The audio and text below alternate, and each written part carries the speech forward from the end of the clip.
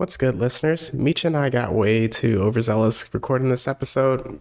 Just can tell by the level of hype that we were. So we ended up splitting it into a part one and part two. In part one, you can hear our movie review of Black Adam, while in part two, we can get to the deep dive of DC moving forward. Hope you enjoy it, and let's get to the shenanigans.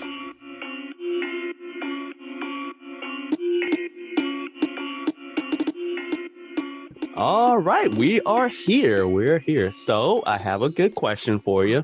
Go for it. Would you rather gain like really dope, really Superman levels of power, but have to fight like a team of superheroes, or you don't get the powers and you stay human, but you have to fight a bunch of zombies? Ooh, let me get those Superman abilities, because in the context, you could work a zombie, but we talked about it. But give me those Superman level powers, because if I'm that level, then there's only like 1% tier that can touch me. And what if the superheroes that you fight have that 1%? Ooh, then we get into it. Then give it to me, man. I'll work around it. It's not all about power. Sometimes you gotta know how to use it. Fun. I mean, I was gonna take the powers regardless because you all know me and my personality by now. Like, power is the only thing that matters in this world. That and pain.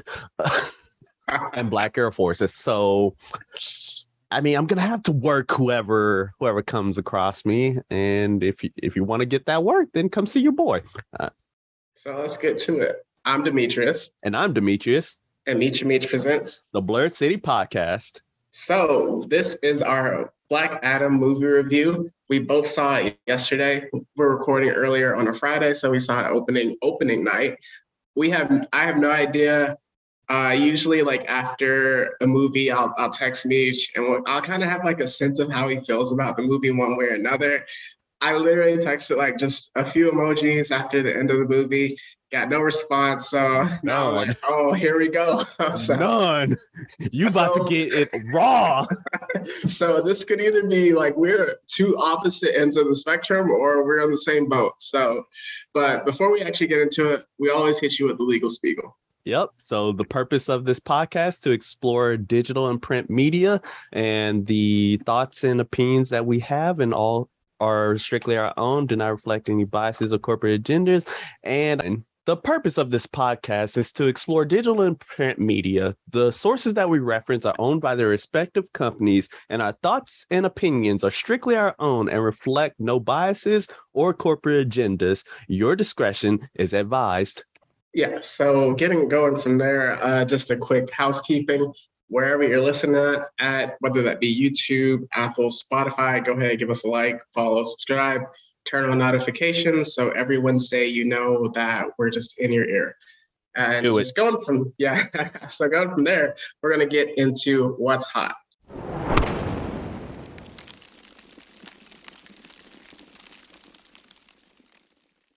So just with what's hot, we always try to get the pulse of the people, I would say. And after last week, after our Get It Off Your Chest segment, and just like following up, because we both saw Halloween Ends at a very early point when we talked about it. So we didn't it was before the fallout. And we were both correct about the feeling about that movie, because now there's a petition to have it rewritten. Bruh, I have no words, man. I have no words. I'm just like, dang, it hit that quickly. Bro, I don't even know what to say about that movie, but it's all been said last week. So just going from there, yes, please do better movies. So going from there, what do you have? Oh man, I have a lot. There's so much that's going on right now. All right, so firstly, of course, you got your Andor. I think I may have mentioned earlier that like it had ended, but really no, it was just halfway done. But episode 7 released already, and when you're listening to this episode 8 dropped. And then you also got Chucky's still going at it. He's still out of pocket as always, and I'm just here like, how you gonna torture these kids more? Like, bruh. But then I got to talk about it because there were two things that were showcased earlier in the week. Yes. Two things. And both of them have to do with something I have an intense love and passion for. Number one is the Silent Hill announcements.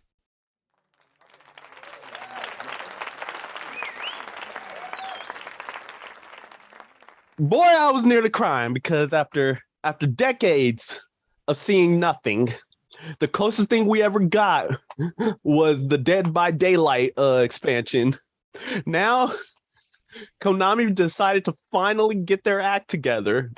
They finally listened to the peoples, and we got 4 new games coming out roughly in 2023 and probably later. So we got the Silent Hill 2 remake, which, as you know, is the greatest horror game of all time. No cap. Fight me on that. And then we got ourselves Silent Hill Ascension, which who knows what that's going to be. Silent Hill Townfall, which again, who knows what that's going to be, because we only got the announcements. But the fourth one, which we did kind of get somewhat on, which is Silent Hill F, that kind of reminded me of Resurrection F. I'm like, hold up, what is this? A Resurrection Frieza? Is Frieza gonna be in this game? But nah, that one looks to be a more Japanese inspired Silent Hill. I'm like, oh wait, hold up, what y'all up to? Like, wait, I thought Silent Hill was in America, but I mean, hey, I'll take it. I'll take it all day. And then finally we have the Silent Hill movie, which is going to be directed by Christoph Gans, the man who directed the first Silent Hill movie back in 2006. Wow. The man returned after 16 years. And I'm just like, yes, because that first movie was good. It was dope. In my opinion, it's probably one of the best like video game adaptations, because it had it right there. Right. And it was a shame that there were no sequels to that movie. So the fact that he's coming back to finally give us that sequel that we rightfully deserve, I'm overjoyed. Yeah, it's definitely good to hear. And all right, and now that we got that out the way, now let's get into the other one. Because they did a showcase for Resident Evil. Capcom saw what Konami was doing, was like, oh nah, we gonna revive the rivalry. We gonna revive it. So Capcom decided to wild out. They gave us primarily 2 things for this one, so they weren't as up to par, and no, but I still love them. So first thing is that they gave us this announcement for an update of Resident Evil 8 Village, in which now you can play the game in third person. Thank goodness. But I mean, I really like the first person aesthetic. I ain't gonna cap, but right. Hey, I guess I'll give it a shot. I mean, it gives me another excuse to play the game in third person again and actually use the lightsaber that's in the game. And yes, that's not a spoiler. A lightsaber is actually in Resident Evil 8. It's kind of crazy. But and then they also gave us the DLC, like the Rose DLC, which is supposed to end out the entire like Winter's family timeline, coming out on the 28th. So oh man, my money's about to be tight, but it's gonna be fine. It's gonna be fine. And then finally, the Resident Evil 4 remake, continuing the line of the Resident Evil remakes. You know, we got the original remake on GameCube, Resident Evil 2 and 3, which is on the current gens, or at least the last gens, and ported over to the current gens, and now we got Resident Evil 4 in the current gen. So hey, I'm happy about that. Super dope, super excited. And then of course, hey, Gotham Knights released. Yep, got it myself. Real good. As I said, I didn't because as I said, my money is money, but Mhm. that's neither here nor there. As soon as I get it, hey, you already knew which of the four I'm gonna be rocking. So, Oh yeah. badoom. And yeah, that's all I had. What did you have in the what's hot?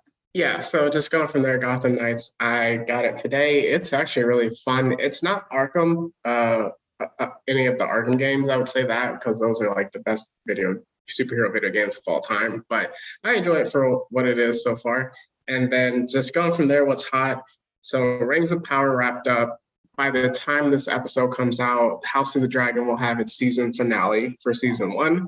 Oh, Also, just going back, something that was really hype, the Creed 3 trailer dropped this week. whoa! Jonathan Majors looks like the peak of humanity right now, and I am a fan. So, Don't you mean Kang versus Killmonger? yes, that's incredible. That because it was literally just like the poster came out for it like one day, and then the very next day the trailer dropped, and I was like, oh, okay. So I really like the story. The Creed movies like haven't missed so far. So I'm just excited for that. And then Michael B. Jordan's actually directing that one, so that's his first directorial debut, I would say. Yeah. And then something else that you actually put me. Well, you didn't. You talked about it. I haven't started it yet. I will soon. But Blue Lock. Oh my goodness. Yeah. So if you even want to touch on that. Okay, I ain't gonna cap. This anime is pretty much Black Air Force personified. There is a whole character who basically says, I got that dog in me. Oh, I He love it. basically says that verbatim, and he proves it. And I'm just here like, oh nah, I just watched that off a whim, and that anime was kind of, it was going crazy in the first episode alone. So I'm like, nah, I need to watch it now. Mhm. That Yeah. Mamba mentality, Yes, it love it. lives on. So now we're getting into it for our Black Adam movie review. First, we're going to start with some pre-spoiler chat, just what you need to know about the characters, slightly how we felt about it before we go deeper into it, and just a preview. So yeah, how did you feel? What do you think the people need to know before walking into Black Adam? Man. Well, before walking into Black Adam, I mean, the trailers basically said it itself. Like, this is not your typical superhero movie. Mhm. Because of the fact that, well, Black Adam's not your typical superhero. In fact, he's actually more of an anti-hero, but really, he was more of an anti-villain Mhm. because of basically Black Adam and his origins, and how he started off as the literal antagonist of Shazam. Yep. Being as, like how Venom is to Spider-Man, the Dark Mirror, and of course, hey, once you go black, you don't go back, and black is cool. And over time, he literally started becoming more and more anti-heroic, and became more of an anti-hero to where, hey, now you got The Rock playing him in a movie, so Mhm. hey, there you go. So yeah, it's not your typical superhero movie. It's not your typical fest, and like his origins, basically like, hey, he has his own nation of Kondak, Mhm. and he was a slave in those days, and he got the powers of Shazam.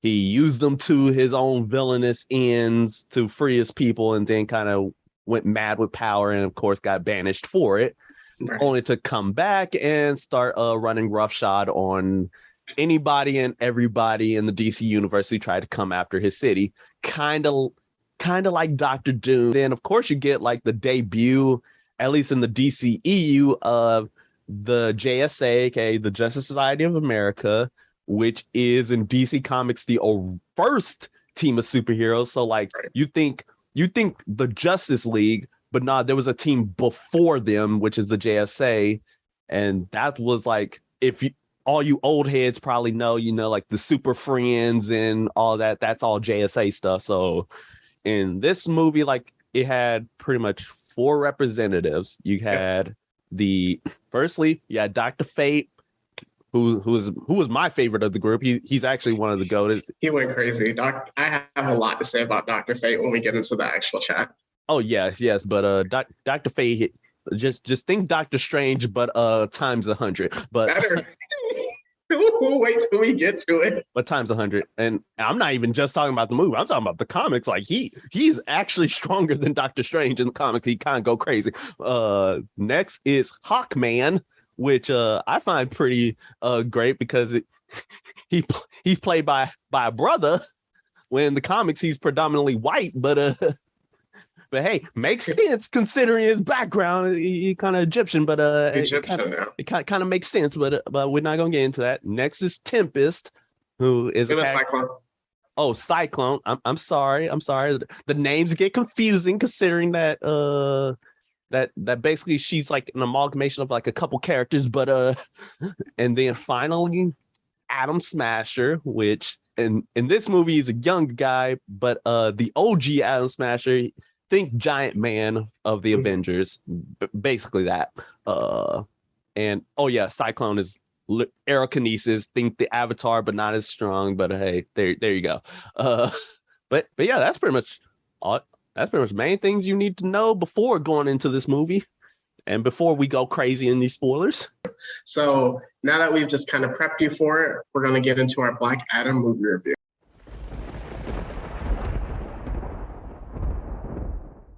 All right. So how are you feeling about the movie? Oh man. I love this movie. All right. And what's funny is that like when I saw the reviews of it, people were hating on this movie. People were saying this movie was mid at best. I was just like, I saw the movie reviews after going to see movies because that's kind of my philosophy. Like I like to get my own opinion before going to see it. And when I saw the review, I'm like, how did we watch the same movie? Because this man was out of pocket. This movie, this movie was wild, my guy. It was fun. There was some humor in there.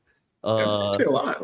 Well, it was well-timed humor. That's the best way to put it. Yeah, it's not like Avengers humor where like everybody's cracking a joke every few minutes. This is more like, the serious character doing something unintendedly hilarious, and he's doing it like just straight face, and of course it's Black Adam because it's of course it is like straight face. And it's just funny outside, like and yeah, it was good action. Really good. Yeah, it was good action. Let's see, the Rock was great.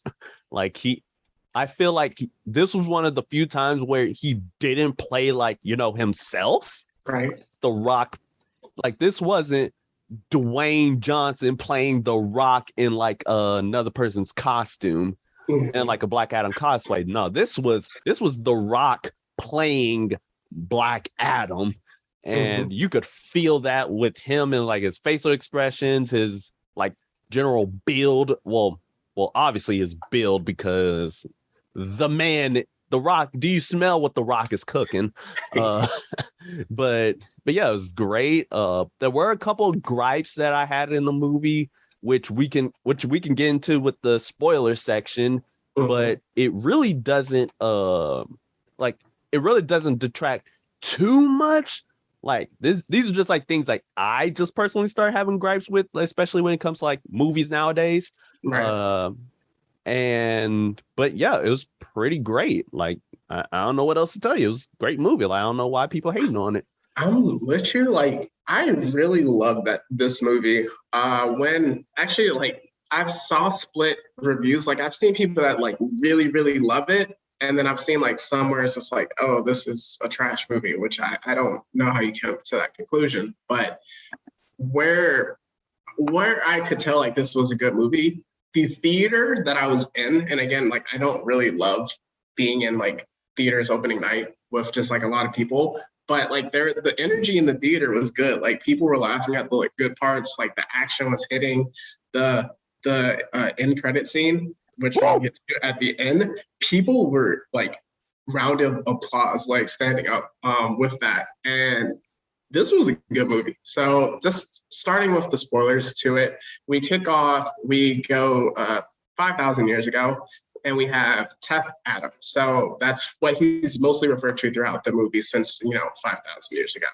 And with that, we just kind of see the backstory of Kondak. It gets taken over by essentially a evil king. And he makes his own people slaves, and they have to dig for this thing called Eternium. And this Eternium will help power the crown, essentially, the crown of Sakaar. Crown of Sakaar, yeah. Crown of Sakaar. So it kind of opens up. You see one old guy, he finds this stone of Eternium from digging. Everyone's trying to get to him because they're promised a reward from the king. And this boy, he rises and he's like, yo, why are we fighting each other? If we rise up, we can stop the king. And, he kind of just supports the old guy. And it turns out old guy gets done in and killed. And essentially the kid, he throws up the Illuminati symbol. Yo, I thought I was the only one that knows that. I'm like, hold on. This movie is out here trying to propagate the Illuminati. I'm like, I see what y'all doing. You ain't gonna get me. So the Illuminati rose up against the king. They took him in, and the way the story is told is that, like, essentially the kid he was teleported. He got the power from the wizards, the Shazam wizards, and he fought the king and ended up, destruction. And he just went away as the hero for a while. So then we're in modern day times. And again, Kondak is still taken over, but this time it's by international gangs, essentially. So we open, if you will. Yes, inner gang, exactly. So we open with being hidden and stealed away by her brother, who is Kareem. And so with that, we also see a kid who turns out to be her son, which they kind of introduced that, which was really cool, Amon.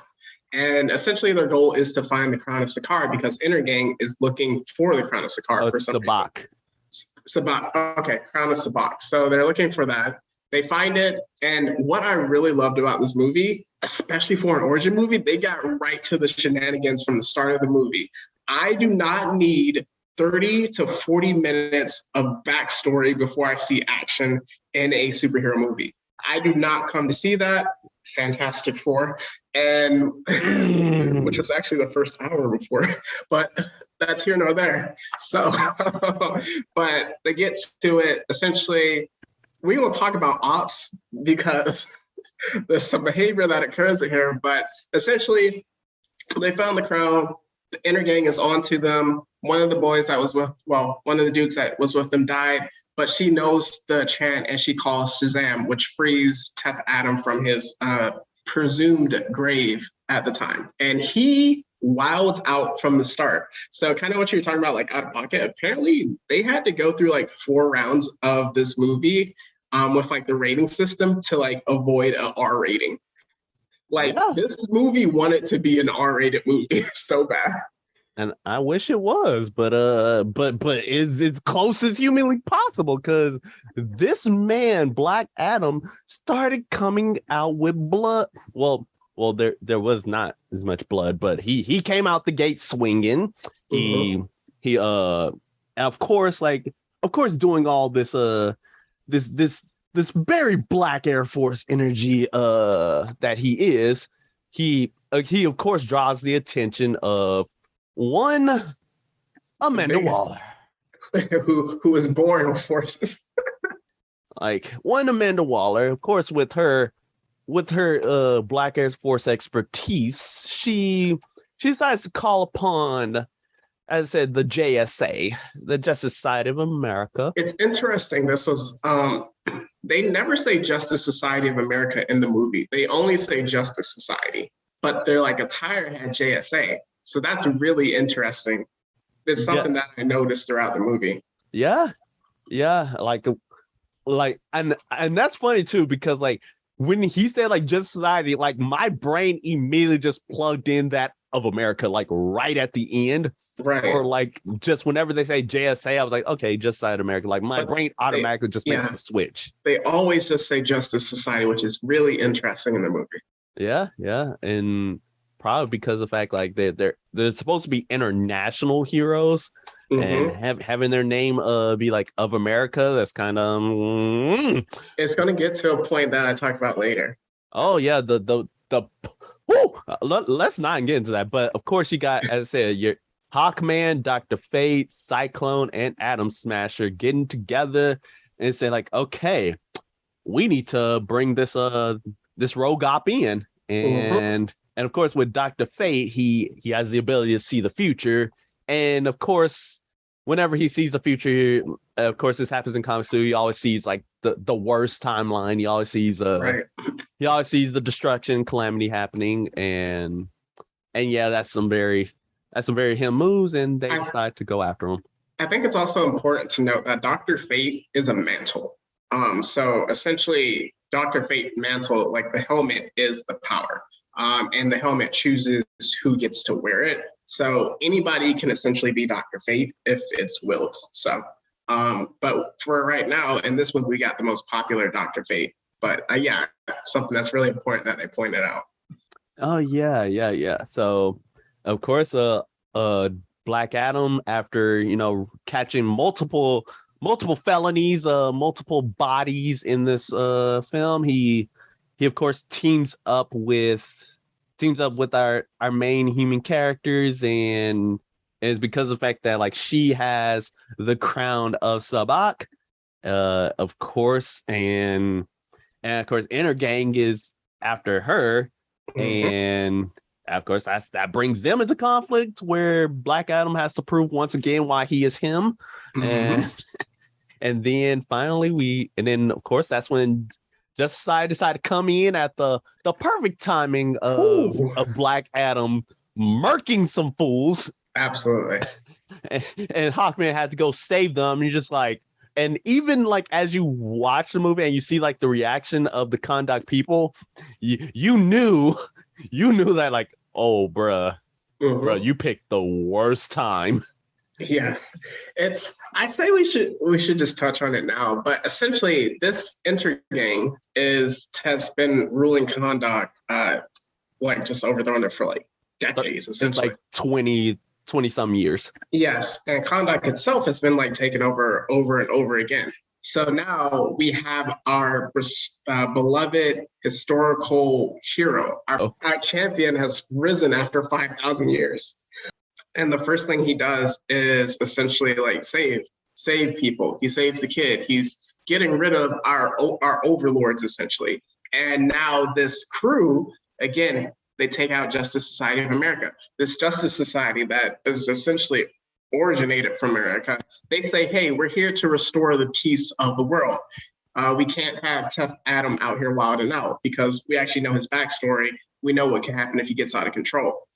But they don't know that. And at the same time, it's like, so you want to restore peace, but when these intergang people were, overtaking us for all these years, you didn't do anything. But now that our protector has come, now you want to step out?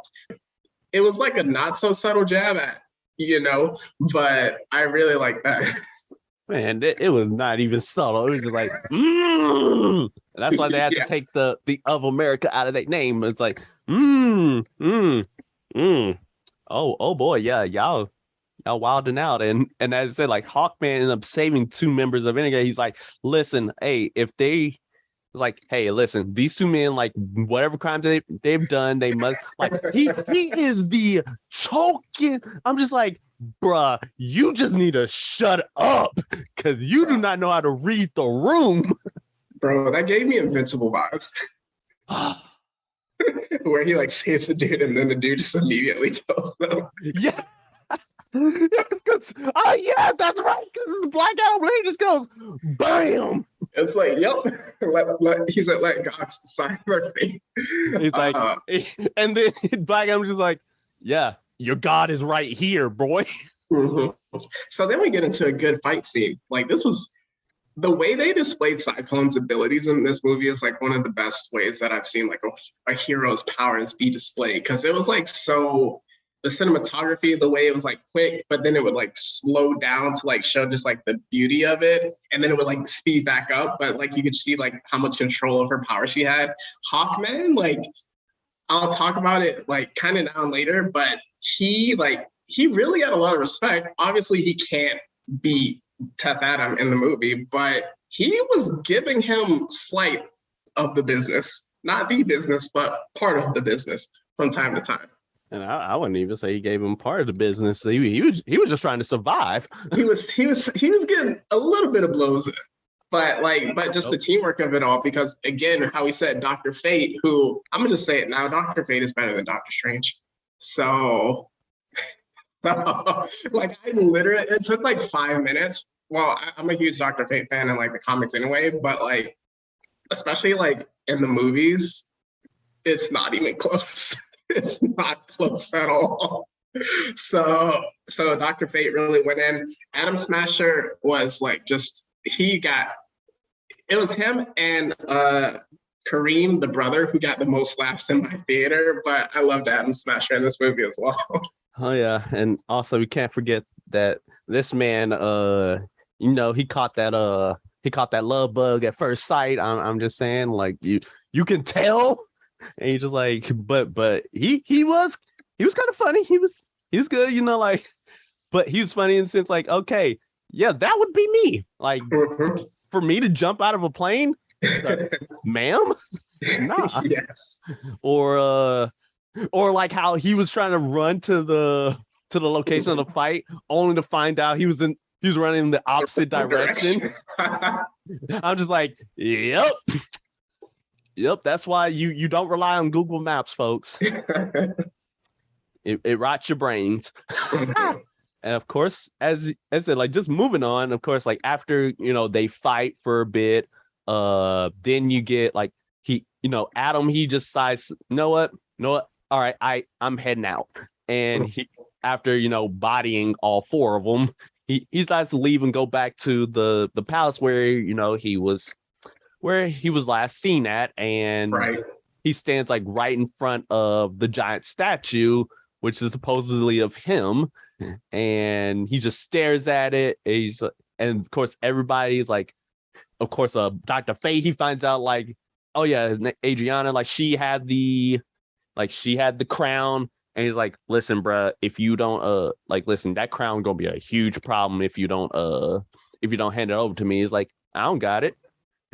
Cut to Amon, her son, skateboarding back home with the crown in his backpack. I'm just like, bruh, if you do, I'm like, oh my god. Well, this is where he loses the crown. Mm-hmm. And lo and behold, one of the characters, like, who was initially a friend of Adriana's, was secretly the leader of Inner Gang. Yep. Mr. Ishmael. He was on that op behavior. He decided to pop the brother, and then had the entire gang sick on the kid. Yep. And my boy, he was half smart, he had a secret tunnel to hide in. He called up moms like, listen, hey, Ishmael, he popped the uncle. He out here looking for the crown, and he got like our entire building on lock. I need help. Yeah.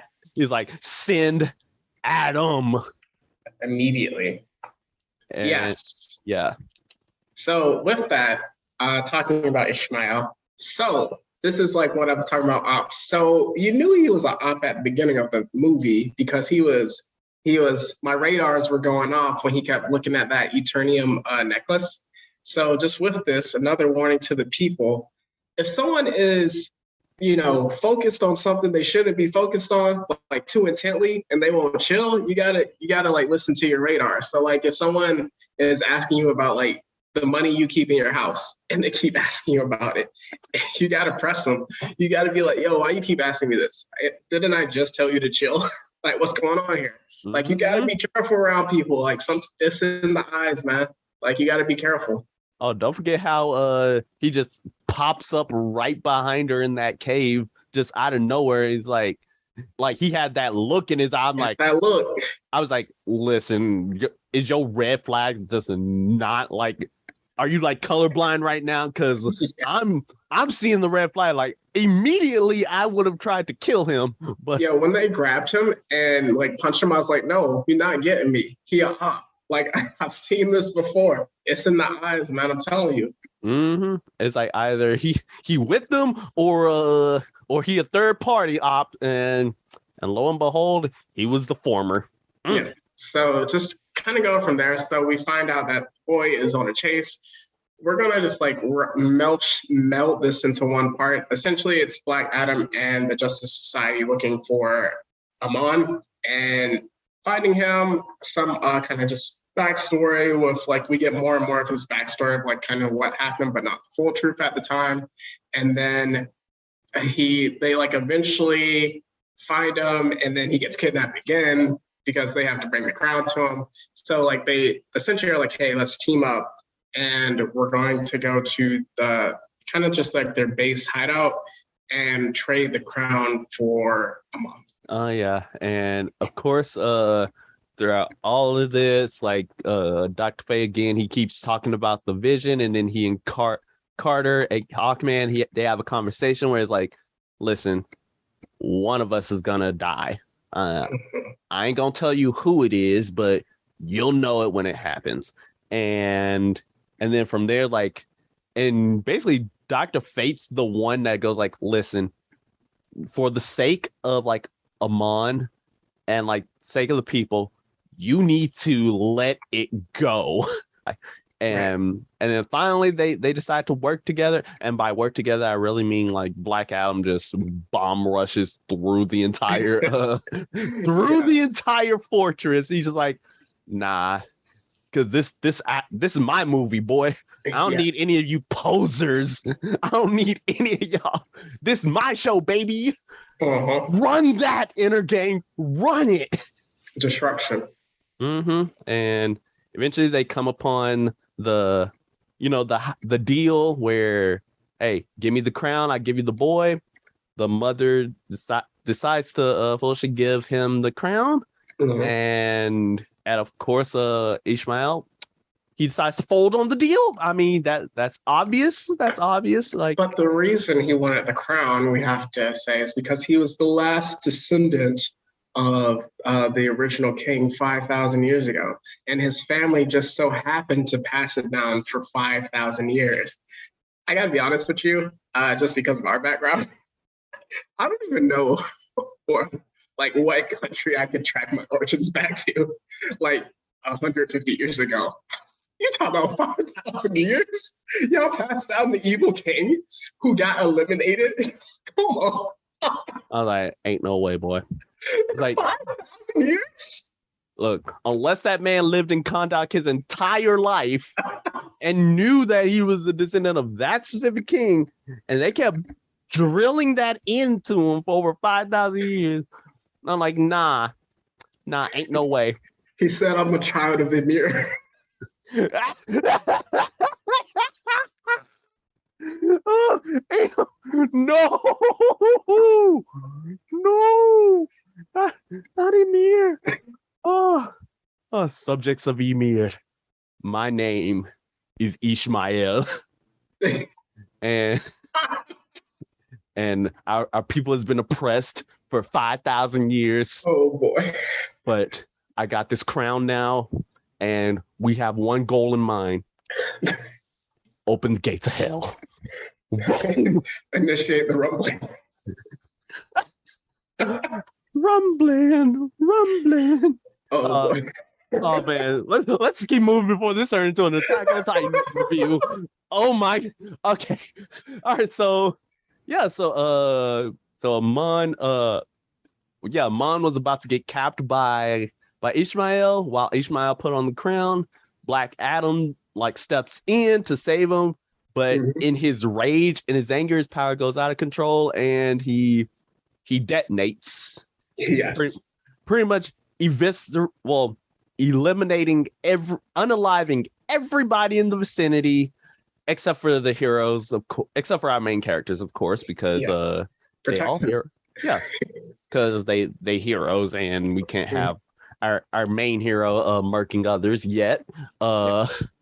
And with that, of course, Black Adam, like, he just leaves after his outburst, and then Atom Smasher finds like, the crown, and the completely charred up corpse of Ishmael. And also, Amon gets hurt because of Teth Adam overcharging. So from there, it's essentially mission complete. But then we also dive into his backstory just a little bit more and like actually fully here. So we learned that in the past, his son was actually Teth Adam. Well, his son was essentially the hero. The Shazam. Yes, he was the Shazam, and he had a clean fit, honestly. So he was the Shazam at his time. He fought against the people, against the ruler and the king. He was a really good, good-natured, good-hearted hero, and you can see that in the flashbacks. But from there, the king, he then went after his family. So he killed the mom in front of essentially the Rock's character, and then he killed the Rock. Well, he mortally wounded the Rock. So then his son comes in, he sees this, and he gives the Rock his powers.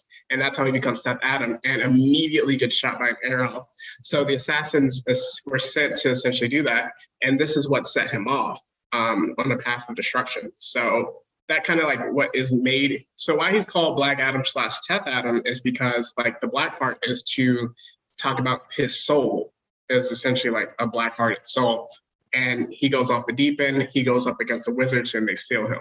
So we then learn how that ties into Amon, who's like the very first person that he actually has a conversation with as he comes back.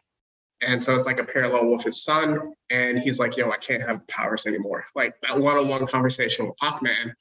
And so he says Shazam and he loses his abilities. Oh yeah, another thing I noticed was that have you noticed like how Teth Adams, like his wife, looked the same as Adriana? And yeah, I think it was literally the same person, but if not, then like, dang, that's some good parallelism right there. I think the person that I was referencing earlier, that's definitely a lot of parallels there. Yeah, but moving on, he depowers himself and he willingly goes with the JSA to Task Force X, aka, not the X-Men, but the other rogue team, the Suicide Squad. And he gets put in reanimation and just like with a breather over his mouth so that way he couldn't speak. Yep. And he's put in suspended animation where like he'll just spend the rest of his days. Of course, while coming back, that's when everybody decides to analyze the crown once again. And then the shoe drops where it turns out that Ishmael's plan and how the crown works is that in order for you to gain the powers, you have to be killed and sent to hell. Essentially, yeah. Basically sent to hell. And that's when the power of the crown unleashes itself and this man, Ishmael, becomes Sabak, aka the demon, aka demonic Black Adam, aka demonic Shazam, aka a red-faced ugly monster. Yes. And that's when he decides to just go run roughshod on the JSA. And boy, was that. But yes, now that we get to talk about it. So Dr. Fate, he has the vision and he's like, yo, Hawkman, if we do this, you're going to die. But we have to do it in order to save the world, essentially.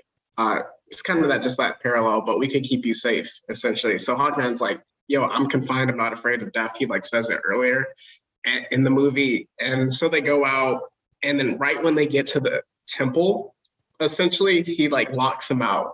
Because we see earlier that like Dr. Fate, who is like so overpowered, he has like the ability to like put essentially a force field around places and prevent people from going in or out, or like using it as protection. And so he puts a force field around it when Hawkman and the rest of the JSA were going through. And he's like, yo, this one-on-one, let's get it. And that was a really good fight scene. Like, this is what I'm saying, like Dr. Fate, since it is the mantle, I hope we get to see him in some capacity moving forward. But definitely, that was a good fight. And throughout the course of the fight, he also, at the same time, is freeing Teth Adam from his prison, which is insane multitasking. Hey, it's Dr. Fate, man. He can do whatever he wants. And And of course, like he fighting them, he using that 1v1. Well, really, it was more like a 10-20v1 because he can like duplicate himself. And while he's fighting, you get to see The Rock in all of his nun pecs glory, fighting off all of the fighting off all the guards at Task Force X. And I'm pretty sure Amanda Waller killed all those men after everything was said and done. Yes. And he just revives himself as Black Adam, got himself that clean fit, and decides to get to work. And unfortunately, during this time, we lose Dr. Fate to Sabak. So we're going to pour one out for him. Moment of silence for the homie. Yep. So go for it. All right. So, of course, the rest of the crew, rest of the JSA decides to come in and run the pockets of Sabak, only to get that fade ran on them. Pull that Uno reverse. Instead of being jumped, instead of jumping Sabak jumped them. Yes. And he sits on the throne and he revives the dead. Yep. In which at this point, that's when all of our human characters we got decides to come together. Firstly, we got our Adriana who's deciding to fight him with a pipe. Then you got our boy Mr. Uncle Kareem decided to come through, and because Dr. Fate ended up like helping him and getting the actual help, used the doctor part of the Dr. Fate. It got him his help, to survive that gunshot wound, and also told him the future of how he's gonna die via electricity, which actually got a chuckle out of me because I'm like, dang, you an electrician and you don't die by electricity? That's kind of wild. Dang, you can change fate. But dang, what type of life you living, my boy? But but yeah, he got the van, using to run over all the zombies, and then you got Amon who decides to unite the Kandaki people with the Illuminati symbol. Yes, throw it up. Yep, he threw up the gang sign for sign of conduct against the op that is Sabak and Sabak and the demons and all the zombies and all in a gang. And because of their fate, Black Adam pulled up and decided to tell Sabak, run them pockets. We got to get the 1v1. Yep, run it. And ran it they did. And of course, they're evenly matched, electricity versus fire. It's kind of a typical type of shonen battle, but yes. And of course, we're going to talk about what Carter Hall did. Ooh, he died, didn't he? He of course decided to come in at the wrong possible moment, and he got a whole pipe through the chest because of it. Yes. Pulling out for the homie. Psych! I lied. Turns out the boy actually was able to use the helmet of fate to give himself the duplication ability.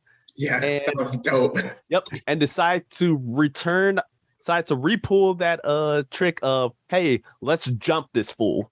Yes. And jump them they did. All of Carter Hall, and then in comes Black Adam, who decides to take the man, pull an Injustice Superman by flying him up to the sky, and then gave us one of the most gruesome deaths of a villain yet. Perfect for Black Adam, which is to rip him in half. Vertically. Yes, vertically. So his left side and his right side rip. Bro, if that was rated R, oh my goodness. Oh no, that wouldn't have been lava that was been spilling, my boy. Oh my gosh. It would have been blood, but yeah. So Black Adam, Teth Adam, he decides to win. He comes back down, and then JSA, like they decide to leave on good terms. Like, hey, listen, you did good work out there, and hey, we won't be coming after you anymore. We just need you to chill. Yeah, we just need you to tone it down by tone it down from the Black Air Forces to maybe some white forces next time. Thank you. And then Black Adam just said, boy, if you don't get out of my country, Yep. if you don't get out of my nation before I decide to run these pockets. And then he decides to sit on the throne himself, and he's like, nah, Mm-hmm. run that. He decides to destroy the throne. He's like, nah, I ain't gonna be the king. I'm gonna be the protector. Which, when he said that, it made me geek out. And then I thought about you because I thought of the lethal protector. Yeah, you ain't the only one. I'm like, so like, yeah. So we got ourselves an anti-villain who started off as a villain who wears black, dark mirror of a hero, and he decides to lethally protect the people of Kondak. I mean, hey, if the shoe fits, my boy, if the shoe fits. Yep. And that essentially wraps up the movie, I would say. Oh yeah. Until we get to the post-credit scene. Ba-doom. Boom. Okay. So yeah, I was hearing that somebody like a hero like made its return, or like it was like a really big debut after the end credit scene. I had no idea who it would be, because I didn't see like the name. Thankfully, I avoided those leaks. And then first we see Amanda Waller. She's like, "Okay, so you got out. That's cool. That's cool. Hey, don't play with me." And he's like, "Yo, nobody you got can stop me on this, bro. So like we can play around all we want to." And she's like, "Okay, I got something for you." And we see somebody descend into just like from the clouds, from the heavens, and we hear a voice. And we see like something flapping on the back, a little cape, and steps out not just Superman, but Henry Cavill's Superman. And the crowd went crazy in the theater. Man, I think like I was one of maybe 3 people who like immediately recognized and was like, "Oh, he returned!" Yes, our favorite nerd has the nerd of nerds decided to return to the role of Superman. It's wild because he literally said he was done doing Superman, which like there were reports about like him just being done with it. But even before the movie, I know that Warner Brothers was like, "We want a Man of Steel 2 movie." So it's interesting from that perspective. When it comes to that, of course, like he can like claim he's done, but you already know that Green is gonna bring him back, and also the passion of the nerd in him being Superman, because of course we all want to see like Superman versus Shazam or Superman versus Black Adam, because that's like a match made in heaven in like DC Comics, because the fact like all 3 of them are basically the same character, only like or at least same power set, only difference being like Superman got heat vision, Shazam and Black Adam got lightning and magic. Yeah, and it's interesting that you say that, because one of Superman's weaknesses, which isn't actually like covered a lot in the current movies or touched upon a lot, but one of his weaknesses is magic. And it doesn't get touched on a lot that like his weakness is magic, but like that's why Black Adam and Shazam are both a bad matchup for him. Not only do they match him in strength, but their magic can also like touch him.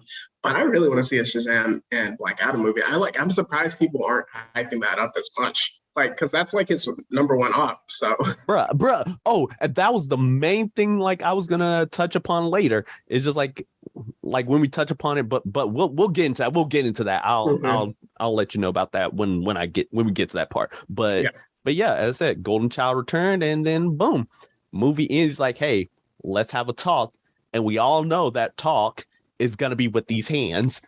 Oh yeah, and then also one thing I do know is that like, hey, this is Henry Cavill as Superman, no CGI lip. He's also in his red and blue, so no black suit. So I mean, hey, I don't know which version of Superman is. I'm gonna say it's the Snyder Superman, and he decided to swap back to the red and blue. Yeah.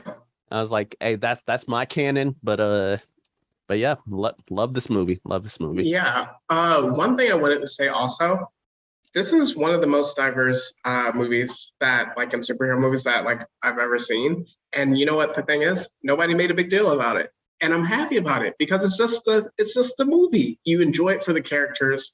It had no effect on it. So like you weren't seeing people like, oh, why did they make Black Adam black? He's like this. Why did they make Hawkman black? Yada yada yada. Why is like, you know, Cyclone in the movie? Like, why does it take place in Kandak and yada yada yada? It's like people just existed. These were actors being actors. They did their thing and made a great movie. Like, that's what it should be sometimes. Like this is why like the hero is above the fantasy tier when we talked about the tiers of scorn. Like, it can be toxic, but at the same time, it's like you didn't see people going crazy about it. Yeah. Unlike a certain movie that has a major racial implication. No mermaid. Let it out. Don't know what was in my chest there. Mm-hmm. I think a certain Ariel was in there, but yeah, like you said, like this was a movie that like it was just simple, it was fun. No, I mean there were perhaps like a couple of race changes, but nobody batted an eye. And Exactly. And little did you know, like, hey, that happened in the MCU a lot of times, and almost nobody batted an eye too. Well, except for like one time, but that's neither here nor there. Like that's old news. That's ancient old news. Ba-doom. Yeah.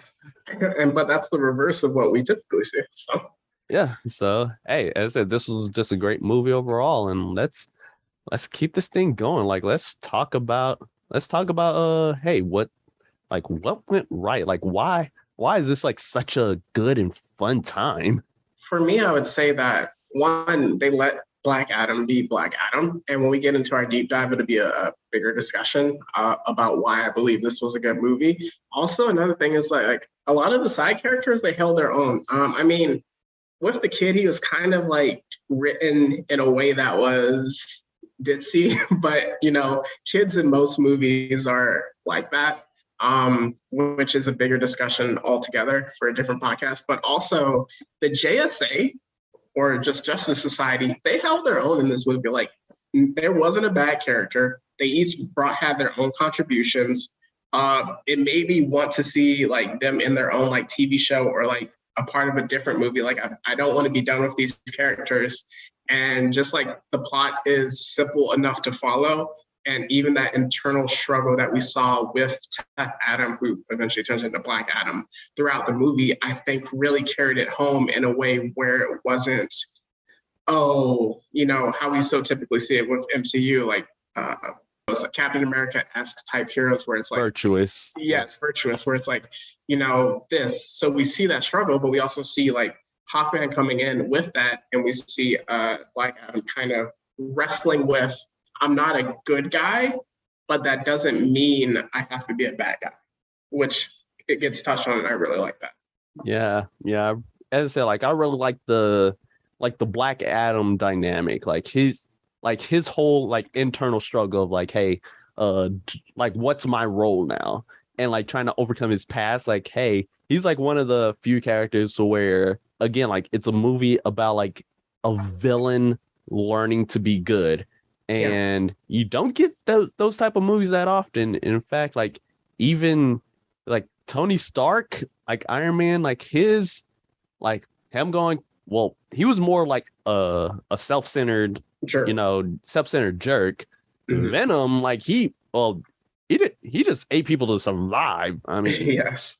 And technically wasn't a villain at all. Yeah. But like with Black Adam, like this man didn't murked people. He murked people not out of like a sense of duty, a sense of virtue. Like, nah, we did this thing out of straight vengeance, my guy. You also got to think of like the time that he was raised in. Like 5,000 years ago, it was literally just like even 500 years ago in medieval times, it was like, yo, you just looked at my wife in a way that you shouldn't. I take off my glove, throw it down. Let's have a duel. I mean, literally, who is it? Hamilton, Alexander Hamilton, who was literally like a congressman, one of the most famous founding fathers, died from a duel. Like, but you know, yeah. they're not the savage ones. Oh yeah. In fact, hey, that even got lampshaded like at the beginning of the movie when Black Adam, like he was like when he was talking with the people at the beginning, and and Adriana was like, hey, don't teach my son Amon violence. And then Black Adam be like, okay, so is your husband gonna teach him violence? I'm like, I'm like, listen, I'm not the husband. I'm not. Like, oh, so who's gonna teach him the art of violence? I'm like, yeah, that tracks. That tracks. But yeah, like his struggle, as you mentioned, there's really like really not a truly bad character. I mean, sure, there was some acting choices that was kind of talking about with specifically Amon, the kid. Yes, like, you had a problem with the kid too. Thank you. I was like, like, yeah. I don't know why. Something just felt off about how it was written or how it like came off. I don't know why though. I was like, dang, y'all. I was like, it felt to me, I was like, man, y'all did that in one take. And y'all just chose that specific take. Like y'all didn't want to like give this kid like 3, 4, 5 times to get that right. No, just first chance. Okay. Yeah, that was one of my gripes with movies, just specifically the kid. But yeah, it's like there's that. There's also like again like some of the connections with Shazam by seeing the actual wizard Shazam in this movie. I was like, oh, thank goodness they decided to connect it, and like this wasn't gonna be like how Venom was done, where like no connections whatsoever to Spider-Man. I'm like, we kind of know why that happened. I know why it happened, but still. But at least in this case, like fortunately that was not the case. Like they decided to, and I probably need to rewatch the first Shazam movie to see like if Black Adam was referenced. It was referenced at the very end of the movie. So previously they wanted to introduce Black Adam as the main villain in Shazam, but The Rock pushed back against it because he believed that Black Adam needed his own origin story, which worked out really well because he didn't want Black Adam to be a tool to prop up Shazam. But at the very end of the movie, after his entire family gets the powers, they go to the throne room, and I believe there's 7 thrones, right? And there's 6 of the kids. And they go to the chairs and they sit down, and then they pan on one empty chair, which should be the Black Adam chair. Okay. I need to rewatch it then. So it was subtle, but that was like there was something there. But hey, that was good. As I said, like the JSA were pretty likable. You can start to see the romance between Cyclone and Atom Smasher. I like how it wasn't like over the top. It was like, oh nah, it was there, but it was real life. Yeah, I was like, well, so much so that even and also some of the comedy landed with, especially between Carter and Atom Smasher. He's like, you and me. I was like, yeah. I'd want to run the hands with him too if I got smacked out of the sky. Yeah, that's what I was saying. Like the comedy was well placed in the movie, and like that's when the crowd went crazy. So, do you have anything else, or is it that time? I think it's that time. All right. So now we are going to get into our Black Adam Awards.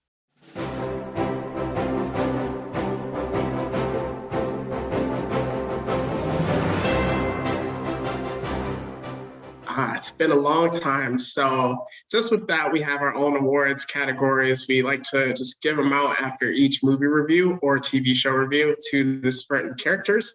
From this one, we have some old ones, but we also have a lot of new ones that I'm interested in hearing. And just like seeing some of your awards, I'm really interested in a few of who gets them.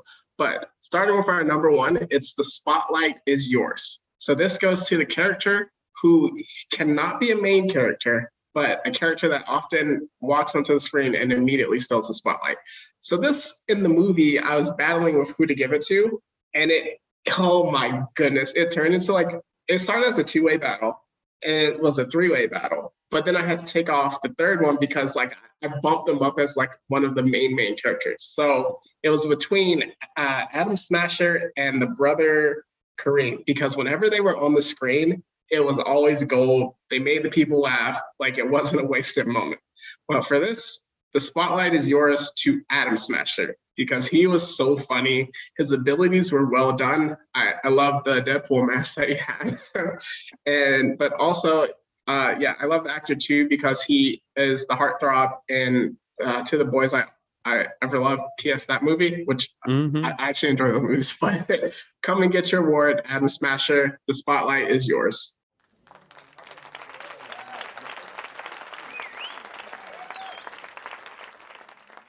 All right. So my first award, it is the Op of the Year award. Oh boy. This goes to anybody who is just a real op to our hero, or just have true op behavior. And there were two, actually. It was a bad for me. I'm like, dang, which one do I wanted to pick? And it was between both Ishmael and Hawkman, because both of them pretty much had op behavior, especially towards Black Adam. And for the sake of this video, especially like with an award later, I'm gonna have to give this one to our boy Hawkman, because this man then talked so much trash to Black Adam, only to get the brakes beat off of him every time, especially in the 1v1. Each time those two were in the same room, they was arguing. Yes. And the worst part is Carter Hall was pretty much in the wrong for like majority of it. Especially the scene when he decided to save the criminals and all of Conduct decided to boo him. Like, this ain't a good look. This ain't a good look, my boy. So yeah, Carter Hall, come get this Op of the Year award.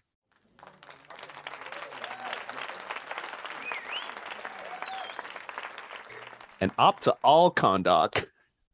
Yeah, it's funny because he definitely knew it himself. He was like, "Oh, he literally said, we're not the bad guys here. We know how this looks." So going from there, our next one is a new award. It's the, you're really spitting right now award. This is going to a character who was saying just profound things throughout the movie, making a great point. And literally, as I was sitting in the movie, this award came up in my head because it was like, wow, you're really spitting right now. So this is going to Adriana, because she told the Justice Society off. So what I mentioned earlier about, why are you in our country? One, if you're not going to get rid of Intergang, who's been here for decades. But now that we have our protector, now you want to intervene in cross-country affairs and restore quote-unquote order. Like, what gives you the right to do that? Also being like, there are moments where Carter, when he was leaving, he was saying that essentially talking to Black Adam like, yo, you have darkness in your soul, don't let it like infest you and overtake you. But she came back and she was like, that's what makes you able to do what you can do to protect Conduct. And I was like, oh, she was going in throughout this movie. So Adriana, please come up and get this award, because you was really spit right now.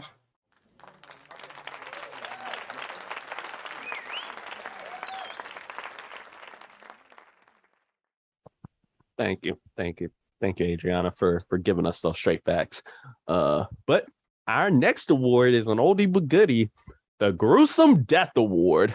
Oh boy, okay, this one was super hard too, because as you know, like with this award, like, hey, it goes to anybody who had like a pretty graphic, gruesome death and rightfully deserved it.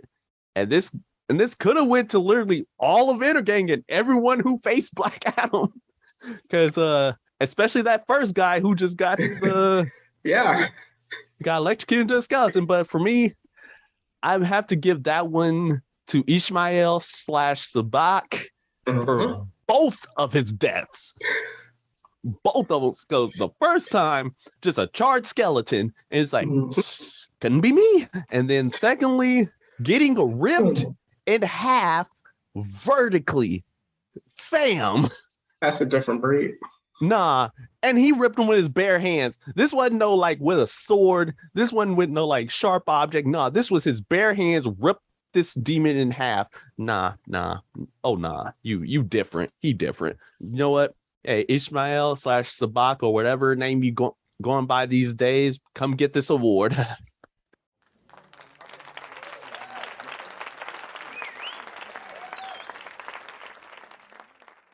All right. So for our next one, it's another new award. And so this person is about to just like clean house on this one. But it's the Can't Be Goku, but Vegeta isn't that bad award. To our Dragon Ball fans, you'd understand this, that essentially Vegeta is the number two in all of Dragon Ball. No matter what he does, he can't overtake Goku in terms of power, in terms of also being the main character. But throughout this movie, I would say that one character rose above all, and they thought they were alpha, and then they met a real one. But that didn't diminish them from being still an alpha themselves, just in the presence of a bigger one. So this is going to only one character, Hawkman himself, Carter Hall. Oh man, we gotta have another Hawkman just like appearance, because Aldous Hodge really killed it in this role. He did just like an incredible job of. I didn't know Hawkman was that arrogant, but just like the confidence, the smoothness, like he made me want to get that haircut, just like him. So yeah, you came up against Black Adam and you found out. So just like the professor said, the more you mess around, the more you find out. And you found out, but you also found this award. So come get it.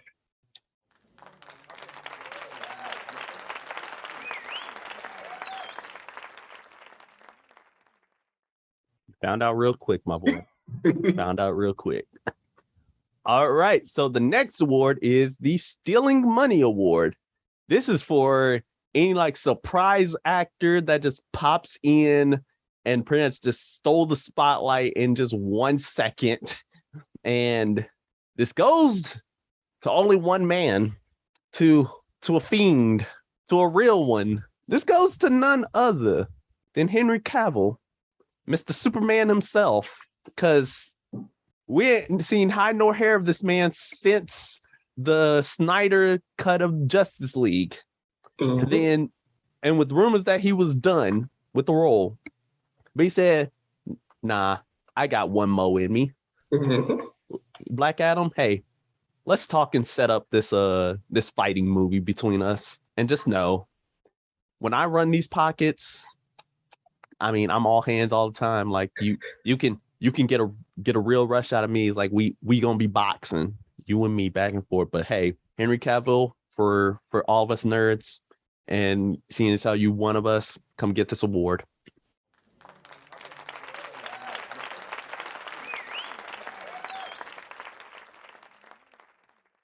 All right. So for my final award, it's going to the Teamwork Makes the Dream Work. Essentially, just inspired by it, I wanted to really just give this team a lot of love, because they only added to the movie. They didn't drag it down. So it's going to go to the Justice Society, because even in the, I would say 5 to 10 minutes where Black Adam was off screen, like purely off screen and in the suspended animation, they held their own in the movie, and the quality of the movie did not drop, in my opinion, at all. Even though we knew they couldn't like defeat Sabbath, the quality of the movie didn't drop. They really held their own in all the action scenes. They made great antagonists and also great protagonists towards the end. So again, all characters brought it, and Dr. Fate is better than Dr. Strange. So going from there, teamwork makes the dream work. Come up and get your award. It's a party.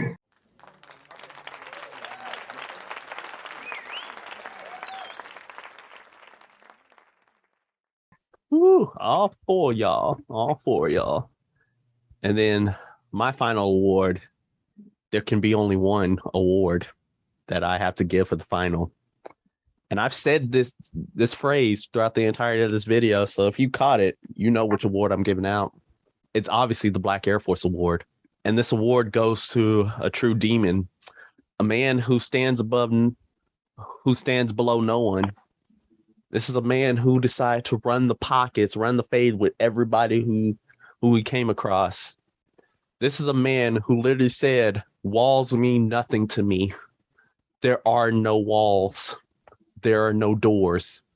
Because I can go through anything. Dwayne "The Rock" Johnson, you embodied him.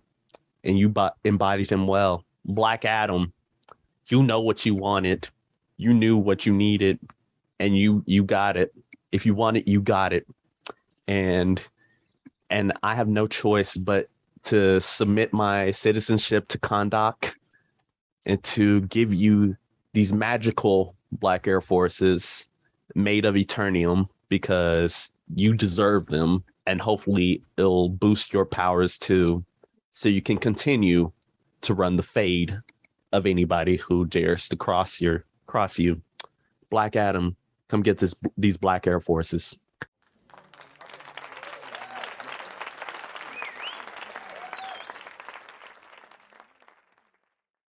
There could only be one in that situation. So going from there, now that we handed out our awards, we're going to get into our tiers of the movie. So can you read off the tiers to the people? All right. So of course, all of our tiers have a naming theme to it. And ironically, these are all quotes from the movie because that's how good it is. So for the F tier, it is "They're a curse." And then for the D tier, we have "My power's not a gift." And then for the C tier, it is "Heroes don't kill people. Well, I do." And then for the B tier is "Force is always necessary." And then the A tier is "Send them all." With the S tier being the one above, it is "I bow before no one." So, Demetrius, what you gonna give it? Whew, this was tough because I was like in the theater, like I was like, oh man, this is somewhere between a high B and a low A. And I didn't know what I would give it. After this conversation, because I originally had it as "Force is always necessary," but send them all. This was the A tier movie. S tier is the only one where I actually directly compare it to other movies to say that's the S tier. And I was doing that for the A's and the B's. And then I just was like, I really enjoyed this movie and I would definitely go see it again. So send them all. It's an A tier movie to me.